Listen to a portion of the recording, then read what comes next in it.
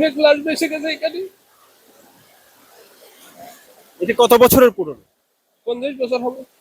আপনার কোনো পূর্বপুরুষ কি এই কবরস্থান আছে? আছে আছে, আমার ভাই আছে, আমার চাচাতো বোন আছে, অনেকেই আছে আত্মীয় হলো।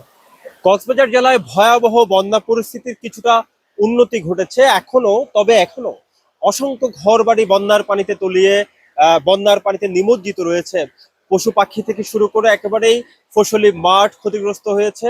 আমরা এই মুহূর্তে যে জায়গাটায় দাঁড়িয়ে আছি এটি হচ্ছে পেকুয়া উপজেলার একটি জায়গা। আমার ঠিক এই স্থানে বেড়িবাঁধ ভাঙনের কারণে আহ, মেহেরনামা অর্থাৎ পূর্ব পাড়া যেই এলাকা, সেই এলাকায় কবরস্থান ছিল বেড়িবাঁধের পাশে। গত পরশুদিন তীব্র ঝড়ের কারণে এখানে বেড়িবাঁধটি ভেঙে যাওয়ায় পার্শ্ববর্তী যে কবরস্থানটি ছিল সেটি কিন্তু বন্যার পানিতে ভেসে গেছে। এলাকাবাসী বলছিলেন ঠিক গত গত মাসেই একজন মানুষের কবর, একজন মানুষকে এখানে সড়ক দুর্ঘটনায় নিহত হওয়ার পর তার লাশ এই কবরস্থানে দাফন করা হয় এবং তার লাশটি বন্যার পানিতে ভেসে গেছে। তারা কাফনের কাপড় পেয়েছেন কিন্তু তার লাশ অথবা কঙ্কাল তারা খুঁজে পাননি।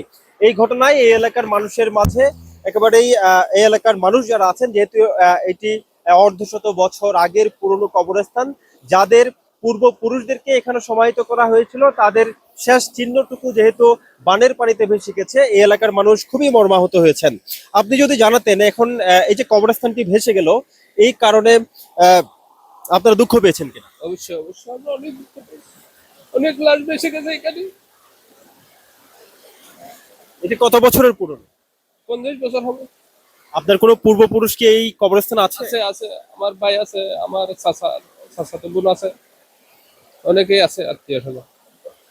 তিনি একেবারেই দুঃখে ভারাক্রান্ত হয়েছেন, আবেগ আপ্লুত হয়ে গেছেন, যেহেতু তার পূর্বপুরুষ আত্মীয় স্বজনের আহ লাশ এখানে কবরস্থ করা হয়েছিল পূর্ব মেহেরগোনা, পূর্ব পাড়া, পূর্ব মেহেরনামা এলাকায়, পূর্ব পাড়ায়। এখানে যেহেতু তার পূর্বপুরুষদেরকে সমাহিত করা হয়েছিল, তাদের লাশ ছিল এখানে।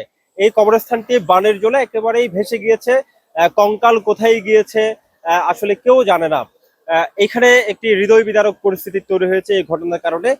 বানের জলে আসলে অসংখ্য মানুষের ঘর বাড়ি বিধ্বস্ত হয়েছে, অসংখ্য মানুষের স্বপ্ন বিধ্বস্ত হয়েছে বলা যায়। বানের পানি নামতে শুরু করেছে ইতিমধ্যেই। কক্সবাজার আবহাওয়া অফিস জানিয়েছে আগামী কাল থেকে আসলে পরিস্থিতির আরো বেশি উন্নতি হতে পারে বৃষ্টিপাত কমে যাওয়ার কারণে। তখনই আসলে মূল ক্ষতচিহ্ন ভেসে উঠবে পুরো জেলা জুড়ে। কক্সবাজার থেকে এটুকুই ছিল, কক্সবাজারের পেকুয়া থেকে এটুকুই ছিল এখানকার সবশেষ খবর।